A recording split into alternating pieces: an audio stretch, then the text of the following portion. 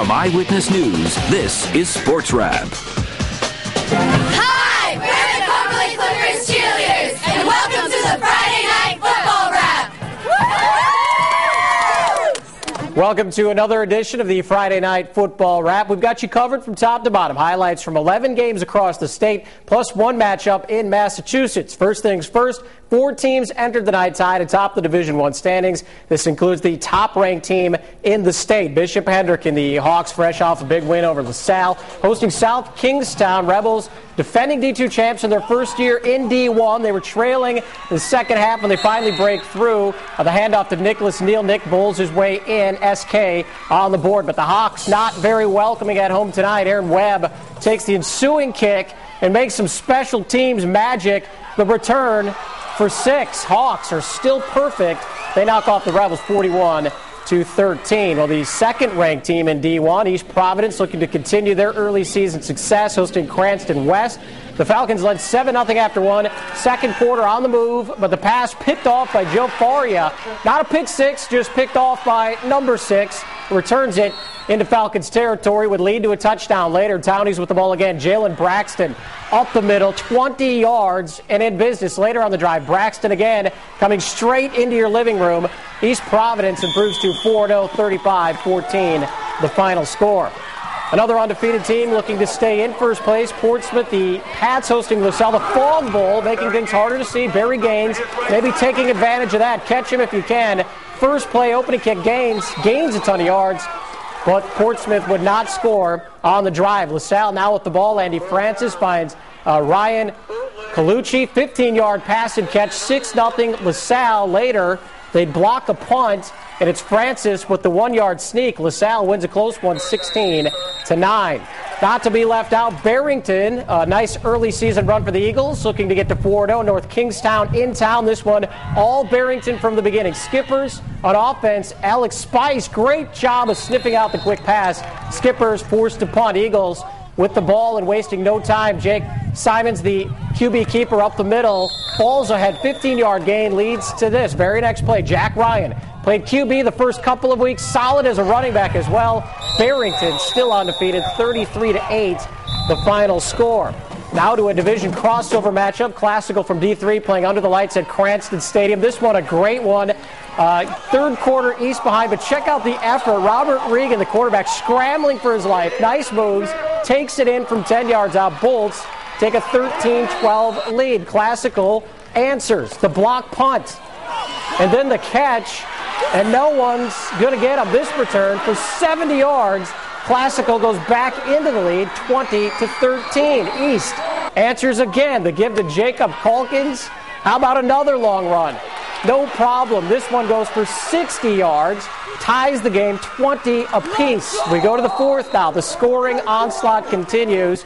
Classical now going back in front. The QB keeper, 15-yard score. And the Purple retake the lead. One last effort for East, and it's a good one. Calkins reaching for the goal line, and he gets it. The Bolts would kick the extra point to win it, 27-26.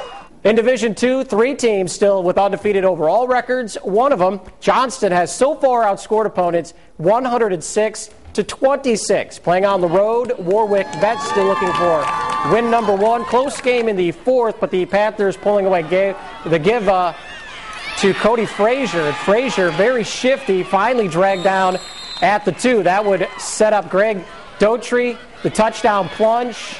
Panthers defense then roaring. Joe Pagnazzi and Doug Ham providing the heat, and Alex Denencourt gets the sack. Then the play of the night nominee, Bubar up top to Daughtry. What a grab by Greg for the score. Panthers knock off the Canes 42-18. Well, we're just getting started on this week's Friday Night Football Wrap. Hi, we're the East Reading Adventure Cheerleaders. Stick around for more of the Friday Night High School Football Wrap. Yeah! We've got plenty more football coming up. Division 3, Division 4 action, plus Sara Hogan joins us for a big battle over the border. That and much more coming up. We'll be back after this. Hi, we're the Portsmouth Patriots Cheerleaders. Welcome back to the Friday Night High School Football Wrap. Welcome back to the Friday Night Football Wrap. Remember, you can see all of tonight's highlights on our website, WPRI.com. Some will be available tonight. Every game will be posted by tomorrow morning. Also, you can look back on previous week's highlights. Again, our website, WPRI.com. On to tonight's action. Division III, Burrillville playing at East Greenwich. Avengers' first official game under the lights.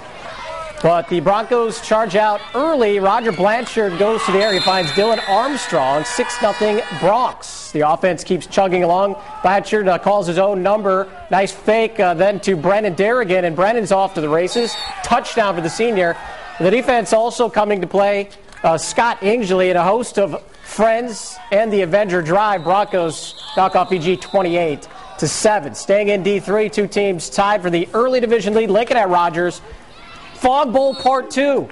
Lions trailing, trying to rally. Ryan Odell finds Kyle Jackson, 30-yard line for the completion. Lions moving, but the drive comes to an end here. Vikings Sean Moore with the pick. Rogers knocks off the Lions. 33-14 is your final score. The lone undefeated team in Division III entering the night, Narragansett taking on 2-1 Middletown. Pick this one up. Middletown up 12-6, looking for more, but solid defense by Narragansett. The nice deflection holding the Islanders at bay, but not for long. Time for the Rico McCray show to begin. Takes this one in from 5 yards out.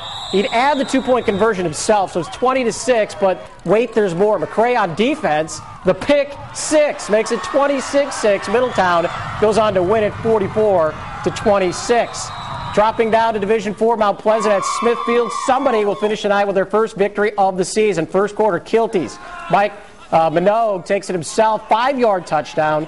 That puts Mount Pleasant up 6-0, but the Kilties not done yet. Quancy Quay with the fancy running game here. He tries to go right. He's bottled up, so he's going to go the other way, covering a ton of ground, ends up getting the first down, but the Sentinels able to put a stop to this drive. David Perillo picks off the pass at the Mount Pleasant 5-yard line. Heads up play on defense for sure. Later, the Kilties back on offense. Mike Minogue, this time to Jaquan Monterio. A 50-yard bomb. Here it is. Jaquan able to grab it and run in for the touchdown. Mount Pleasant goes on to win it 27-7, the final score. It's now time to join another member of our crew. Sara Hogan has been out and about since early this afternoon, but still full of energy. Sara, what do you have? Well, thanks, Eric. How can you not be at this point? Well, it's a beautiful day for some football, both here in the Ocean State and across the border as well in Massachusetts. We'll continue now with more of our Division II matchups, then head out to Massachusetts. First up, my alma mater, Cumberland Clippers taking on Chariho. Few Clipper fans taking advantage of that warmer weather. Pick up the action first half. Clippers with a sneaky play here. Fourth down, looking like they're going to punt, but QB sneak. Captain Mike Hayes barreling through for the first down, but the Chargers putting a stop to the drive with interception from Captain Chris Cole. Chris, a quick one, even faked out the camera, but again, neither team could break through in the first half, and the scoring would all take place in the second half. Chargers charge ahead and shut out the Clippers 15-0. The final. Next up, traveling down 95 south to Pawtucket, where Tolman played host to Woonsocket. Shadows of McCoy Stadium in the background. Fourth quarter, less than a minute to play. Tigers leading 6-0, but the Villanovans not backing down. Third down, QB Kevin Rees on the run. He gets stripped by Rodney Jean-Pierre, but Manuel Herita recovers the fumble, stays Woonsocket ball. Fourth down now, Villanovans go into the air. Rees again finds Jesse Charette outside. Jesse with the cut. Keeps Woonsocket alive with the first down. Couple of downs later, Woonsocket, last play of the game as time ticks away. Rees again over the top, but Captain Shane Taylor is there to make the stop for Tolman. Tigers go on to win 6-0, the final. Crossing over the border now to Massachusetts, we have Durfee High School taking on Taunton Tigers on the road. Second quarter action, Tigers up 7-0, but those Hilltoppers trying to make something happen. Jake Brown tries to get the throw off, but the Tigers tip in. Mari Ivy picks up the ball and runs it in 5 yards for the Tigers' first down. Taunton turns this into a scoring play with a 5-yard run here from Cabrini Gonsalves, who punches it through to make it 14-0. But just before the half, the Hilltoppers get on the board, and they come from behind in the second half with the 22-21 victory. All right, Eric.